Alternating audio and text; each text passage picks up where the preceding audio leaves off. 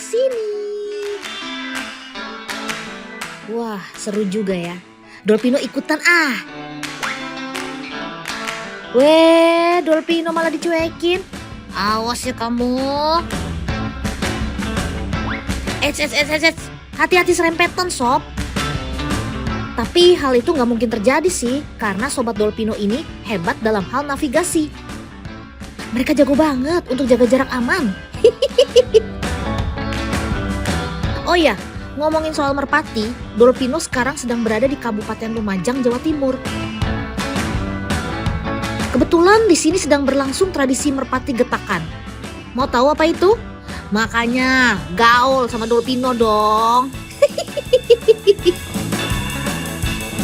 Getakan adalah bahasa khas dari Jawa Timur yang diserap dari kata dasar getak. Artinya adalah ngagetin.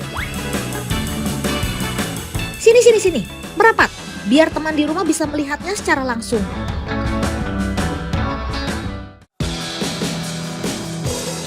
Wadidaw, apa-apaan ini? Rame banget deh, udah kayak pasar. Kalau diperhatikan, isi keranjangnya merpati semua, teman. Komunitas merpati getakan meliputi wilayah Lumajang, Jember, Situbondo, Bondowoso, dan Banyuwangi. Tapi untuk kegiatan sekarang, undangan hanya untuk wilayah Lumajang dan Jember saja. Hal seperti ini biasa dengan disebut arisan. Weh, udah niruin gaya emak-emak sosialita aja nih bapak-bapak. Pakai ngadain arisan segala. Tapi jangan salah, arisan seperti ini merupakan ajang uji nyali loh. Karena bagi para peserta dari luar kota, harus siap jika merpati yang dilepas akan terbawa pulang oleh merpati tuan rumah. Wow, seru juga nih. Semua peserta sudah siap? Ikutin hitungan Dolpino ya. 1, 2, 3. Iha, bener-bener meriah. Gak kaleng-kaleng deh ini.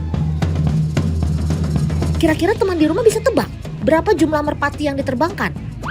100, 200, 500. Ah, itu mah dikit. Gak main-main loh. Sebanyak 40.000 ekor merpati dilepaskan dalam acara arisan kali ini. Yeay, gak percaya. Coba aja hitung sendiri. Aduh. Terlihat sobat Dolpino terbang seakan-akan menari di langit kota Lumajang. Cantik sekali.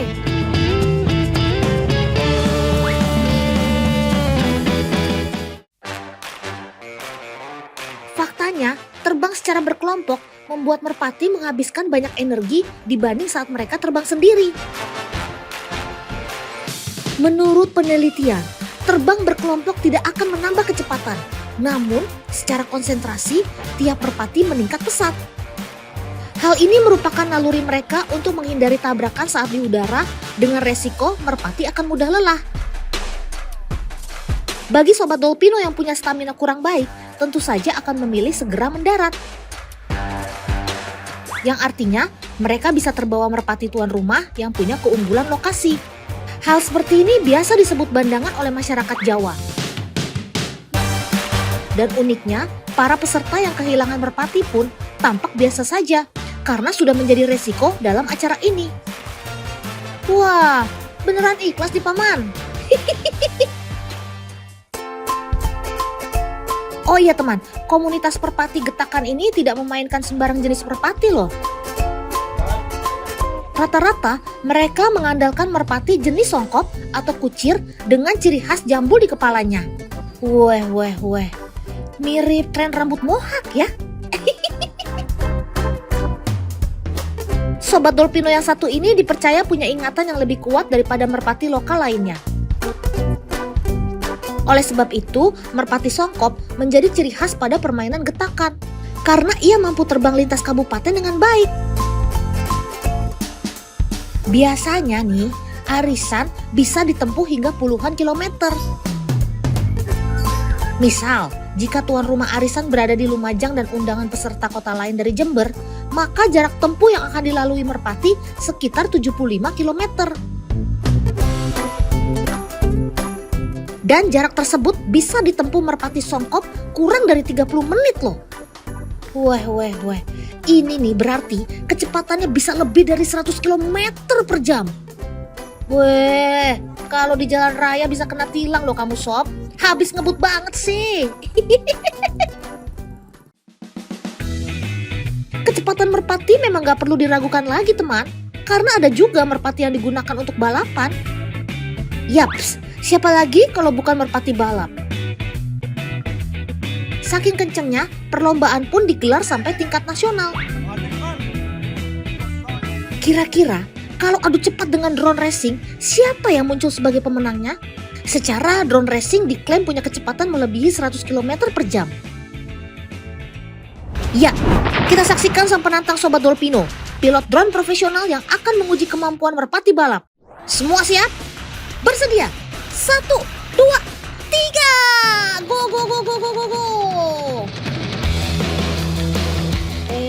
Ladalah, yang bener aja nih. Baru juga dimulai, drone racing langsung tertinggal jauh.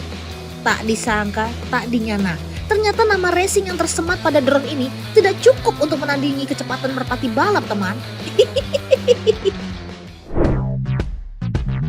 Oh ya, ada yang tahu nggak berapa jenis merpati yang hidup di dunia? Totalnya sebanyak 175 spesies merpati yang tersebar di bumi ini, teman. Pada dasarnya, merpati terlahir dengan bentuk bulu yang sama.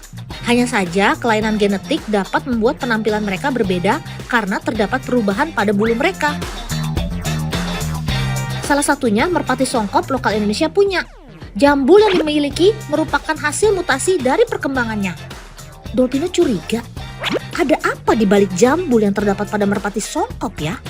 Yuk, Kak Mareta, bantuin Dolpino untuk membuka bulunya. Astaga, ternyata bulu yang terbalik, teman. Sebenarnya ini merupakan bulu yang tumbuh tidak normal atau bisa dibilang cacat. Tapi siapa sangka, justru karena hal ini menjadi identitas merpati songkop. Sepertinya agak lain gak sih? Itu loh, kok ada benang merahnya? Wah iya, Dolpino ingat, merpati-merpati ini memakai anting, teman. Gaya banget deh. Bentuknya pun beragam, tergantung pemiliknya. Anting merpati ini tidak tersedia toko manapun loh, karena hasil kreasi sang pemilik, alias handmade. Merpati tidak memiliki telinga menyerupai manusia, teman. Bentuknya hanya lubang yang tertutup bulu. Tapi ia memiliki kulit yang cukup tebal pada lubang telinganya, sehingga bisa dimanfaatkan untuk diberi aksesoris. Bahkan pemasangan anting ini tidak mengeluarkan darah sama sekali loh. Bisa dibilang kulit tebal pada lubang telinga ini seperti timbunan lemak yang tipis, teman. Weh. Keren juga kamu sob. Kece banget. Anting pada merpati ini sebenarnya memiliki fungsi sebagai tanda dari masing-masing pemilik, teman. Jadi akan memudahkan jika ada merpati hilang atau hadirnya merpati lain dari luar. Oh iya, rumah merpati yang seperti ini biasa disebut pagupon. Bentuknya cukup besar dan mampu menampung sekitar 15 pasang merpati. Di dalamnya pun terdapat kamar yang sering dihuni betina. Sementara jantan lebih suka istirahat di tempat yang lebih luas.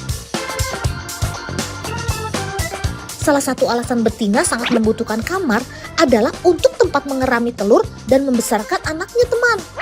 Wah, ternyata papa merpati rela tidur di luar demi mama dan dede bayinya. Keren kamu sob, gentleman. Hati-hati paman, pelan-pelan. Pagupon biasa dibangun dengan tinggi sekitar 5-6 meter agar merpati lebih mudah untuk mengenali rumahnya saat terbang tinggi. Loh, apa yang terjadi? Hei paman, apa yang kamu lakukan? Main tangkap-tangkap aja sih ini. Walah, Sobat Dolpino dimasukkan ke karung. Berani-beraninya. Dikira merpati pedaging atau gimana sih ini? Astaga, ternyata mereka sedang dipersiapkan untuk arisan, teman.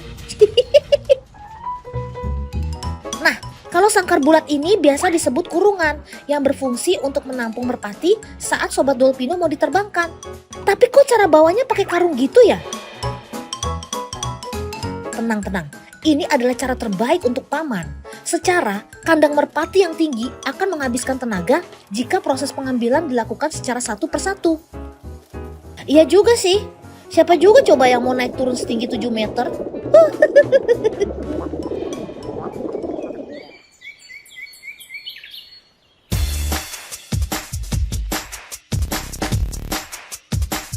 Dari tadi kita ngomongin merpati getakan, tapi ada yang tahu gimana cara melatihnya? Pada bingung ya? Gini teman, merpati jenis ini nggak butuh latihan khusus kok, bahkan nggak butuh tenaga ekstra. Nggak percaya. Sesuai namanya, mereka hanya butuh dibikin kaget aja. Iya, kayak gini nih. Merpati akan takut pada tiang bambu yang cukup tinggi ini. Hanya dengan sedikit gerakan dan teriakan, maka mereka akan terbang bersamaan. Dari sinilah Sobat Dolpino terpaksa terbang untuk menghindar karena rasa takut yang dimilikinya. Dan secara naluri, mereka akan terbang tinggi. Semakin tinggi dan lama di udara, maka otomatis melatih fisik dan juga daya jelajah kawanan merpati ini. Makanya nggak perlu usaha keras. Ibarat kata, mereka bisa latihan sendiri gitu.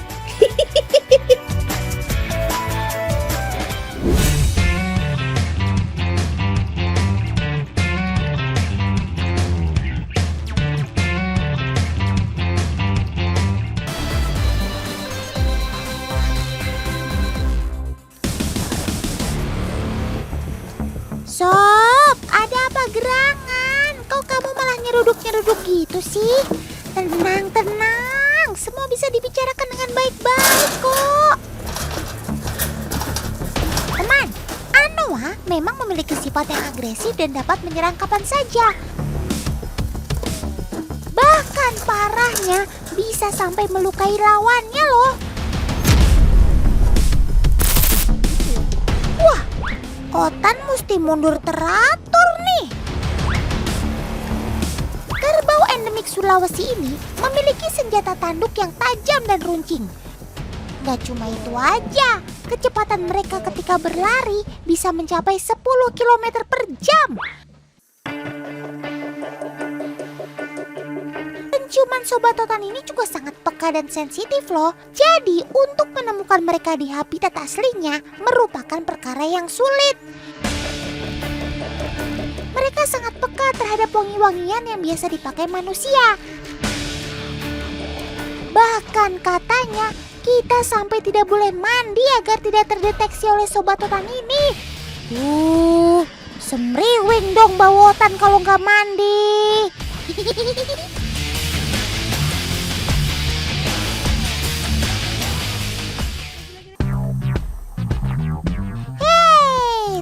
Tapi tenang saja teman, kali ini kita bisa mengamati perilaku Sobat Otan ini dari dekat kok. Ano Breeding Center ini berada di Kecamatan Mapangat, Kota Manado, Sulawesi Utara. Tugas utama mereka adalah menjaga populasi anoa agar tetap eksis dan tidak punah teman.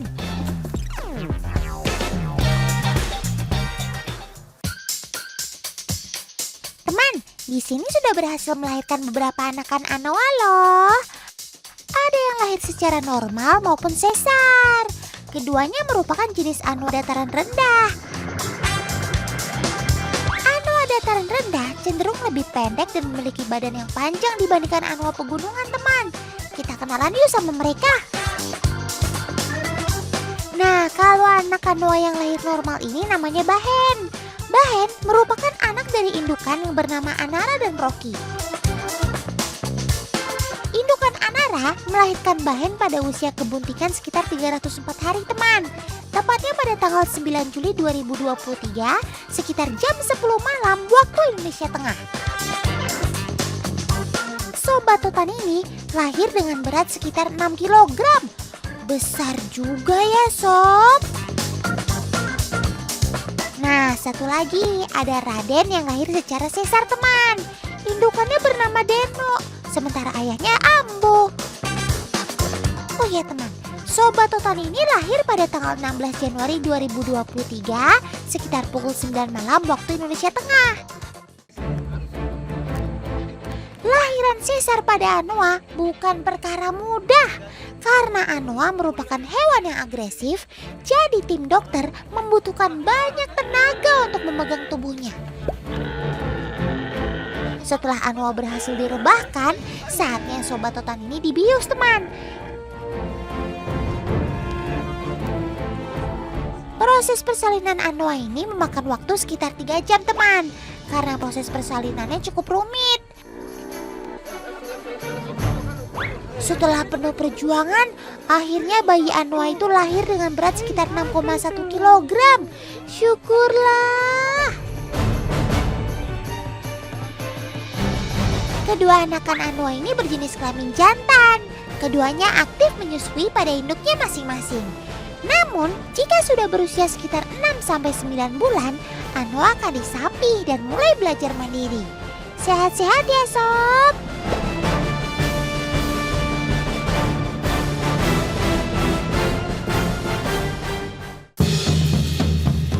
Lulu, kedua paman ini kok malah bawa kayu panjang sih? Itu kan bahaya. Wait, tenang teman. Jangan negatif thinking dulu. Paman ini gak cuma asal ngejar-ngejar aja, tapi ada maksud dan tujuannya. Sobat Totan ini akan dikirim ke kandang kecil untuk diperiksa oleh Bu Dokter. Sedangkan kayu berfungsi untuk menggiring Sobat Totan ini menuju kandang kecil, teman. Selain itu, kayu juga bisa menjadi alat perlindungan diri untuk paman. Karena seperti yang Otan bilang, Anoa merupakan salah satu hewan agresif yang serangannya ngeri-ngeri sedap. Syukurlah, akhirnya mereka berhasil masuk ke kandang kecil ini, teman. Ayo Bu Dokter, langsung kita cek Sobat Totan ini ya.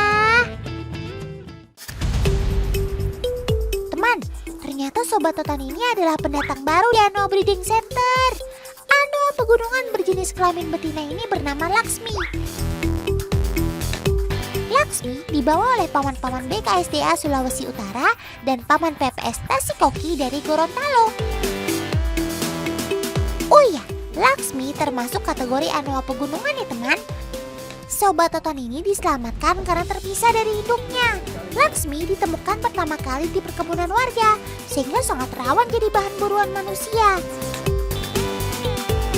Untuk itulah Laksmi direscue oleh paman petugas untuk direhabilitasi. Diperkirakan usia Laksmi saat ini sekitar 2-3 bulan, teman.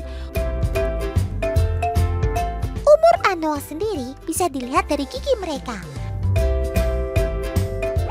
Laksmi ini baru datang dari luar, ia harus dimasukkan ke dalam kandang karantina terlebih dulu untuk dipastikan kesehatannya. Oh ya teman, Laksmi menjadi Anoa ke-11 yang ada di sini. BTW, jangan lupa lapor RT RW ya, Sob.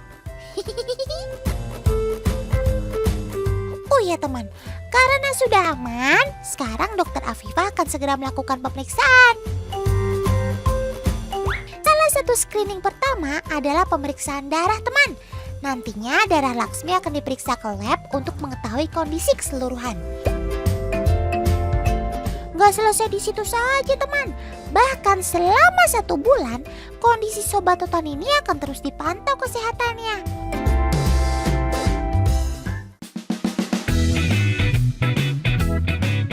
Sobat Totan ini merupakan kerbau terkecil di dunia. Dengan kata lain, Anoa disebut juga sebagai kerbau kerdil.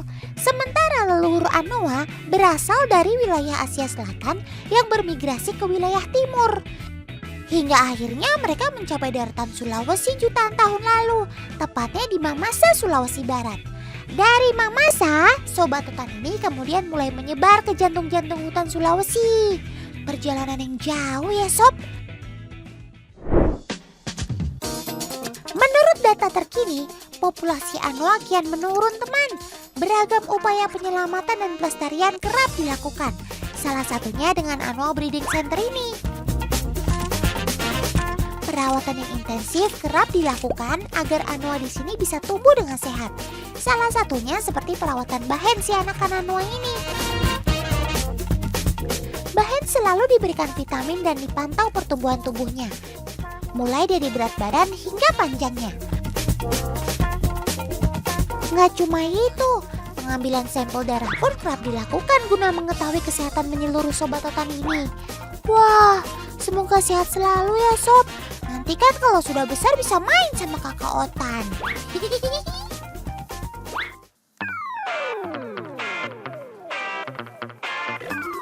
Sebenarnya Ano lebih suka hidup sendiri alias soliter. Makanya jika dilihat, tiap kandang hanya berisi satu anoa saja, kecuali indukan dan anakan.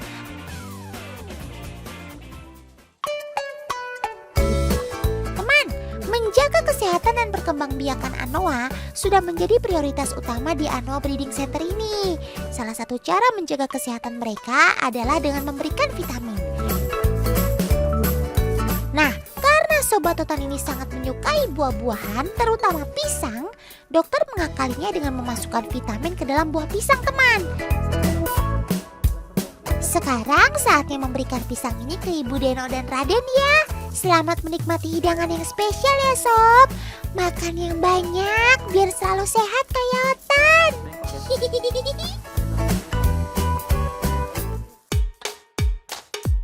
Oh ya teman, sobat Otan ini termasuk herbivora alias pemakan tumbuhan, biji-bijian, dan buah-buahan. Tapi Otan penasaran deh, kira-kira makanan apa ya yang paling mereka gemari di sini?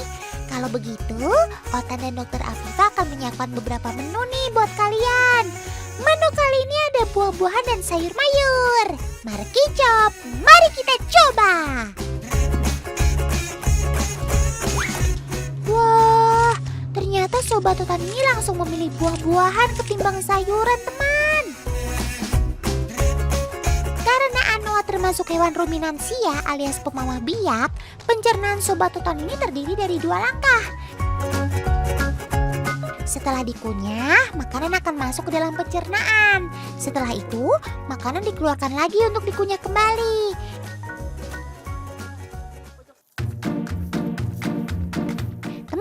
Gak cuma manusia saja, sobat Otan ini juga punya cara me time agar mereka bisa tetap rileks.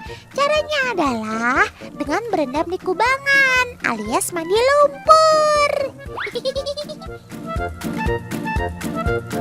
Karena sobat Otan ini satu marga dengan kerbau, mereka memiliki kebiasaan yang sama. Salah satunya berkubang ini teman. Apalagi pada saat cuaca panas seperti ini, berkubang menjadi salah satu kegiatan favorit mereka tuh. Kalau sudah enjoy, biasanya Ano bisa menghabiskan waktu hingga berlama-lama di kubangan. Santuy sejenak ya sob. Selain untuk mendinginkan tubuh, berkubang juga dapat menghindari parasit yang menempel di tubuhnya. Cakep.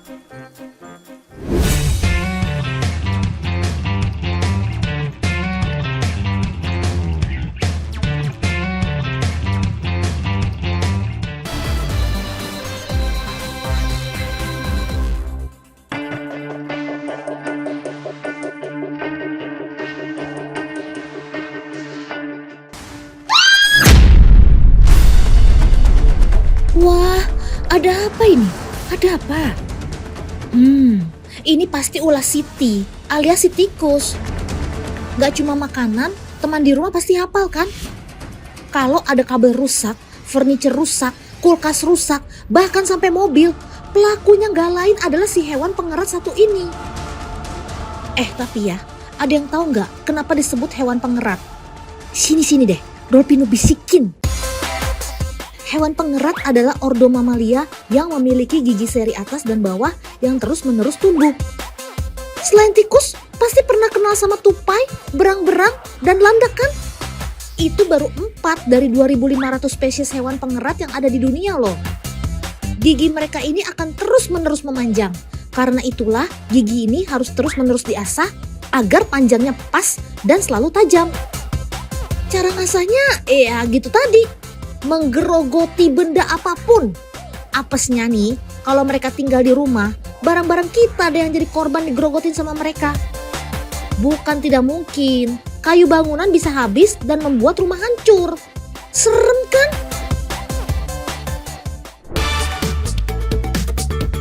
Beda habitat, beda pula kemampuannya. Nih, Dolpino kenalin si tupai merah. Kecil-kecil begini ya, dia adalah jagonya memanjat pohon, teman. Tupai juga mampu berlari dengan sangat cepat. Sama ini nih, jago melompat jauh. Weh. Boleh juga kamu ya, Sob. Sebagai hewan pengerat, tupai hobi banget makan kacang-kacangan yang kulitnya keras. Bukan sombong, tapi giginya memang mampu menghancurkan kacang keras seperti kacang kenari atau kacang almond.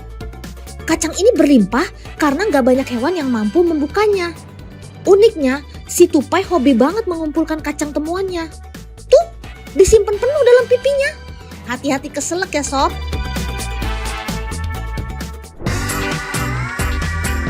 Gak semua hewan pengerat itu hobinya merusak ya, teman. Yang satu ini hobinya membangun bendungan. Ya, si beaver alias berang-berang. Jadi berang-berang adalah hewan pengerat yang semi akuatik, teman. Mereka lebih sering tinggal di air. Nah, bendungan ini dibuat untuk dijadikan tempat tinggalnya. Caranya gak lain gak bukan dengan memotong pohon dengan giginya. Weh, kalau ini sih Dolpino harus bilang salut sih.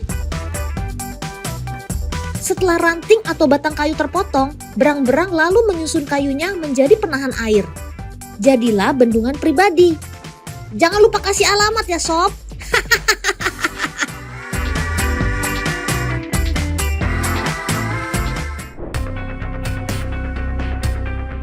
Teman, itu apa ya? Tikusnya kok besar banget ya? Dolpino cuma bercanda ya. Mereka ini yang bernama nutria atau biasa disebut si tikus raksasa. Si gemuk ini berasal dari daerah subtropis dan sejuk nun jauh di Amerika Selatan sana. Nutria merupakan salah satu hewan pengerat yang bisa hidup di air dan juga di darat. Di tempat aslinya, populasi nutria sudah tidak bisa dikendalikan. Mereka sudah dianggap sebagai hama karena suka menyerang dan merusak perkebunan. Gak kebayang deh kalau populasinya sama seperti tikus yang ada di sekitar rumah teman-teman. Serem! Lihat teman, gigi seri sobat otan ini panjang layaknya hewan pengerat. Yang menjadi keunikan lainnya adalah gigi seri mereka berwarna kuning atau oranye terang. Makanya, rajin-rajin gosok gigi dong, Sob. Teman-teman, biar giginya nggak kuning kayak nutria, makanya rajin sikat gigi ya.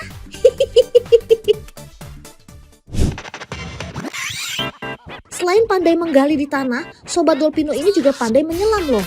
Lihat deh kakinya, mirip kaki bebek ya. Ada selaput di antara jari-jarinya. Selaput inilah yang membuat nutria pandai berenang.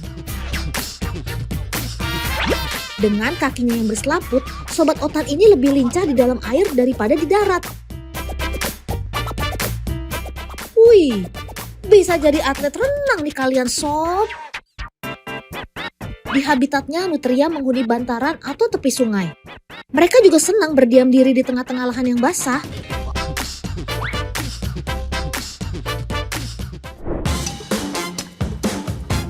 Ngomong-ngomong ya, ternyata banyak hewan pengerat sobat Dolpino yang jadi favorit untuk dipelihara loh teman. Selain bentuknya yang imut lucu, mereka juga aktif dan energik. Kalau hamster atau marmut mungkin udah banyak yang punya ya. Tapi yang satu ini beda teman. Ini chinchilla, si pemilik bulu paling halus di dunia. Seekor chinchilla ini kira-kira berapa ya harganya? Coba kita tanya. Mbak, ini harganya berapa ya? Itu harganya 8 juta. Weh. Gak nyangka kan kalau semahal itu?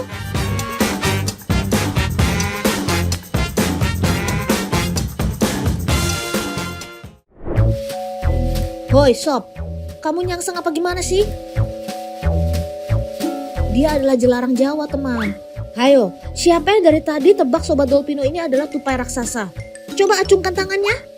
Gaya jungkir balik begini emang udah biasa dia lakukan. Hihihi. Sebagai hewan arboreal, makanya ia punya kaki dan cakar yang lebih tajam untuk dapat berpegangan pada pohon.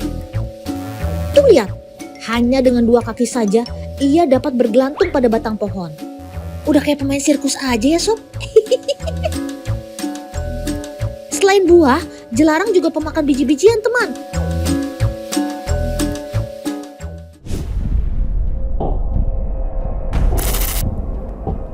Awas sob, ada ular pucuk di depan kamu. Si ular juga cari gara-gara aja deh. Berani-beraninya dia ganggu si penunggu pohon ceri. Bakal marah nih si jelarang. Lihat teman, tatapan jelarang seolah nggak takut dengan keberadaan sang ular. Wait, serangan si ular hampir aja melukai wajah kamu. Sabar sob, tahan emosinya. Tuh kan, ia mencoba gigit si ular. Udah. Hentikan semua ini. Jangan berkelahi lagi ya. Hidup akur kan lebih santuy sob.